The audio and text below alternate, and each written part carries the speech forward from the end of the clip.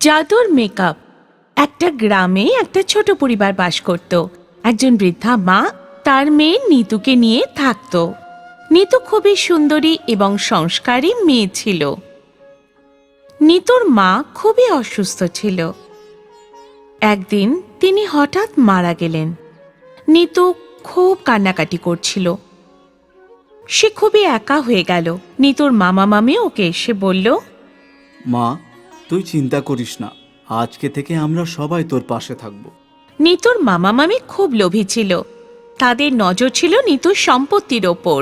নিতু যখন সাবালিকা হয়ে গেল তখন ওর মামা মামি চুপচাপ সম্পত্তির কাগজে নিতুকে সই করিয়ে নিয়ে সবকিছু নিজেদের নামে করে নিল। নিতুকে একটা কাজের মেয়ের মতো রেখে দিল। বাড়ির সব কাজই নিতুকে দিয়ে করাতো। নিতুর মামার একটা মেয়ে ছিল, তার নাম ছিল মধু। সে খুব চঞ্চল স্বভাবের ছিল। ও খুব সাজগোজ করতে ভালোবাসতো। একবার গ্রামে বিউটি কম্পিটিশন হয়েছিল। মধু খুব খুশি হয়ে নিজের মাকে বলল, মা, আমি এই বিউটি কম্পিটিশনে অংশগ্রহণ করতে চাই, তুমি আমাকে ভালো মেকআপ কিনে দাও। মধুর মা মধুকে বলল, ঠিক আছে মা, আজকে আমি বাজারে গিয়ে সব থেকে ভালো মেকআপ এনে দেব। মধু এই কথা শুনে খুব খুশি হলো।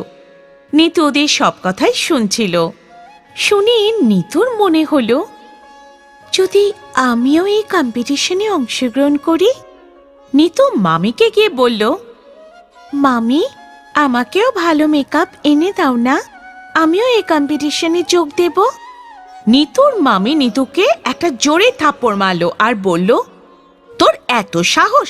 তোর এই কম্পিটিশনে অংশগ্রহণ করার যোগ্যতা নেই। প্রতিযোগিতায় আমার মেয়ে মধু অংশগ্রহণ করবে, আরও জিতবেও। হ্যাঁ। নিতু কেঁদে ফেলল। তারপর নিজের ঘরে চলে গেল। সেখানে নিজের মায়ের ছবি নিয়ে খুব কান্নাকাটি করছিল। ও মাকে বলল, মা, তুমি আমায় কেন ছেড়ে চলে গেলে? আমি এখানে খুব কষ্টে আছি মা, তুমি আমাকে তোমার সাথে নিয়ে যাও। নিতুর মার ফটো থেকে আওয়াজ শুনতে পেল, মা, তুই কাঁদিস না, তুই একটুও চিন্তা করিস না, আমি সব সময় তোর পাশে থাকব। নিতু বলল, মা, তুমি কথা বলতে পারছো? নিতুর মা বলল, হ্যাঁ মা, আমি কথা বলতে পারি। নিতু খুব খুশি হয়ে মাকে বলল, আজকে গ্রামে বিউটি কম্পিটিশন আছে, আমিও ওখানে অংশ নিতে চাই। আমার কাছে পরার মতো ভালো জামাও নেই আর মেকআপও নেই। মা শুনে বলল, নিতু, তুই চিন্তা করিস না, তুই গিয়ে আমার আলমারিতে দেখ, ওখানে একটা লেহেঙ্গা আর জাদু মেকআপ রাখা আছে। নিতু চোখে জল মুছে মার আলমারিটা খুলল। খুলে সে দেখল সেখানে একটা খুব সুন্দর লেহেঙ্গা আর সুন্দর মেকআপ রাখা আছে। দেখে নিতু খুব খুশি হলো। নিতুর মামার মেয়ে মধু রেডি হয়ে তার মার সাথে কম্পিটিশনে চলে গেল। নিতু বাড়ি খালি দেখে চুপচাপ কম্পিটিশনে পৌঁছে গেল। তারপর যখনই ওই মেকআপ নিজের মুখে লাগালো, সে আগে থেকে অনেক বেশি সুন্দর হয়ে গেল। নিতু সেটা দেখে খুব খুশি হলো। নিতু যখন স্টেজে উঠল তখন সবাই নিতুকেই দেখছিল। নিতু কম্পিটিশন জিতে গেল। যখন কম্পিটিশন শেষ হলো তখন সবাই বাড়ি ফিরে এলো। নিতুর মামি নিতুকে খুব মারল। নিতুকেও বলল, আমি তোকে বারণ করেছিলাম না যে তুই ওই কম্পিটিশনে অংশ নিবি না? তাও তুই আমার কথা শুনলি না, এবার তুই 2 দিন খেতেই পাবি না। বলে ও নিতুকে ঘরে আটকে রাখল। মধু তার মাকে বলল, মা, যখন নিতু এই মেকআপ লাগিয়ে জিতে গেল, তাহলে আমিও এই মেকআপটা ব্যবহার করি, আমিও জিতে যাব। মধুর মা বলল, ঠিক আছে বাবা, তুই ওই মেকআপটা রেখে দে। মধু ওই মেকআপটা লাগালো। তারপর দেখলো ওকে দেখতে আগে থেকে খারাপ হয়ে গেছে। দেখে মধু কাঁদতে শুরু করে দিল আর চেঁচিয়ে বলল, মা, দেখো আমার মুখটা কেমন হয়ে গেল। মধুর মা তাড়াতাড়ি মধুর কাছে এলো। কি হয়েছে বাবা, তুই কাঁদছিস কেন? মধু বলল, মা দেখো, আমি এই মেকআপটা লাগিয়েছিলাম আর আমার মুখটা আগে থেকে খারাপ হয়ে গেল। মধুর মা দেখে খুব কষ্ট পেল। নিতুকে গিয়ে বলল, তুই এটা কেমন মেকআপ দিয়েছিস? হ্যাঁ, এটা ব্যবহার করে আমার মেয়ের মুখটা দেখতে খারাপ হয়ে গেল। নিতু নিজের মামিকে বলল, মামি, এটা জাদু মেকআপ। এটা আমাকে আমার স্বর্গবাসী মা দিয়েছে। হঠাৎ জাদুর মেকআপ থেকে আওয়াজ এলো, এই মেকআপ একজন সুন্দর আর ভালো মনের মানুষই ব্যবহার করতে পারবে। এই মেকআপ শুধু ভালো লোকের উপরেই কাজ করবে। মধু আর মধুর মা নিজেদের কাজের জন্য খুবই লজ্জা বোধ করলো। নিতুর থেকে ওরা ক্ষমাও চাইলো। নিতু মা, আমাকে ক্ষমা করে দে। আমি তোর সাথে খুব খারাপ ব্যবহার করেছি, তাই আমার মেয়ে তার শাস্তি পেয়ে গেছে। নিতু নিজের মামিকে ক্ষমা করে দিল। তারপর সবাই মিলে খুশি মনে থাকতে লাগলো। জাদুর কয়েন। একটা গ্রামে মনু নামের একজন মজুর থাকত। ও খুবই পরিশ্রমী ছিল। ওর একটা ছোট্ট পরিবার ছিল। সেখানে ছিল ওর মা আর ছোট বোন। ওর বোনের বয়স ছিল 21 বছর। ও নিজের বোনের বিয়ে নিয়ে খুবই চিন্তায় থাকত। ও কাজের সাথে সাথে জঙ্গল থেকে কাঠ কেটে বিক্রিও করত। ওর মা মনুকে বলল, বাবা, তুই শহরে গিয়ে একটা ভালো কাজ খুঁজে কাজে লেগে পড়। এখানে থেকে তুই কিছুই করতে পারবি না। মনু ওর মায়ের কথা শুনে বলল, কিন্তু মা, তুমি এখানে একা থাকবে কি করে? এমনিতেও তোমার শরীর তো ভালোই থাকে না।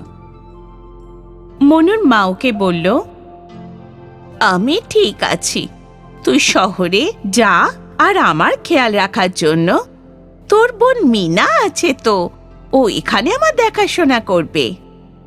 মনু মায়ের কথায় সহমত হয়ে যায় আর শহরে যাওয়ার প্রস্তুতি নেয়। ও শহরে পৌঁছে গেল আর কাজের খোঁজে এদিক ওদিক ঘুরে বেড়ালো। ও লেখাপড়া না জানার জন্য কেউ ওকে কাজ দিল না। ও ভীষণ দুঃখী হয়ে যায় আর ভাবতে থাকে, এখন আমি কি করব? এখানে তো আমি কোনো কাজই পাচ্ছি না। ও হাঁটতে হাঁটতে হাঁপিয়ে যায়। ও একটা কুয়ো দেখতে পেল। ও কুয়োর কাছে গিয়ে বসে পড়ল। ক্লান্তির জন্য ও চোখ বুজে আসে। ও স্বপ্নের মধ্যে দেখে যে কুয়োর ভেতর থেকে একটা যেন শব্দ শোনা যাচ্ছে, হে মনুষ্য, তুই যেখানে শুয়ে আছিস সেখানে পাথরটা সরিয়ে দেখ। তার নিচে একটা জাদু হাঁড়ি পাবি। ওর মধ্যে মনুর ঘুম ভেঙে যায়। ও সঙ্গে সঙ্গে পাশে থাকা পাথরটা সরিয়ে দেখে সত্যি সত্যি ওখানে একটা কয়েন ভর্তি হাঁড়ি রাখা আছে। ও খুব খুশি হয়ে যায় আর কয়েনগুলো ব্যাগে ভরে বাড়ির দিকে রওনা দেয়। রাস্তায় ওর চোরের সাথে দেখা হয়। ওই চোরটা ওর ব্যাগটা নিয়ে পালিয়ে যায়। মনু খুব কাঁদতে শুরু করে আর ভগবানকে বলে, হে ভগবান, এখন আমি কি করব? আমি বাড়ি গিয়ে কি বলবো?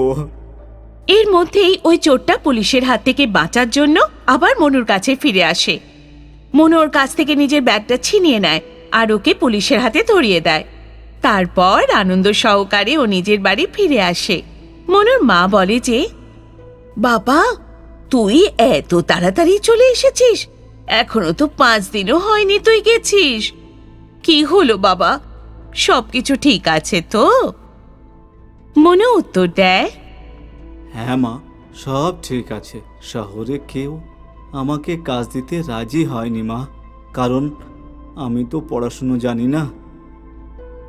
তাহলে বাবা এখন কি হবে?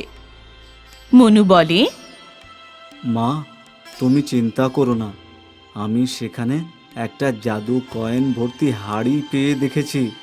আমি সমস্ত কয়েন ব্যাগে ভর্তি করে নিয়ে এসেছি। মনুর মা খুব খুশি হয়ে যায় আর বলে, এটা তো খুব ভালো হয়েছে রে, এবার তোর বোনের বিয়ে অনেক ধুমধাম করে হবে। মনু বলে, হ্যাঁ মা, আমি খুব খুশি হয়েছি। মনু তার মধ্যে থেকে কিছু কয়েন নিয়ে একটা ভালো বাড়ি কিনে নেয় আর নিজের মায়ের চিকিৎসা করায়। মনু এখন বিরাট বড়লোক হয়ে গেছে। ও ভালো ভালো জামা কাপড় কেনে, আর নিজের মার বোনকেও ভালো জামা কাপড় কিনে দেয়। মনুর বোনের বিয়ের সম্বন্ধ আসে এক বিরাট বড়লোকের বাড়ি থেকে। মনু সঙ্গে সঙ্গে হ্যাঁ বলে দেয় আর নিজের বোনের বিয়ে দিয়ে দেয় তার সাথে। মনু নিজের বোনকে জাদু কয়েন পণ হিসাবে দিয়ে দেয় আর বলে, এগুলো তুমি তখন করবে যখন তোমার বিশেষ কোনো প্রয়োজন হবে। এগুলো কখনো তোমার কাছ থেকে শেষ হবে না। এবার যাও আমার বোন, আনন্দে থেকো।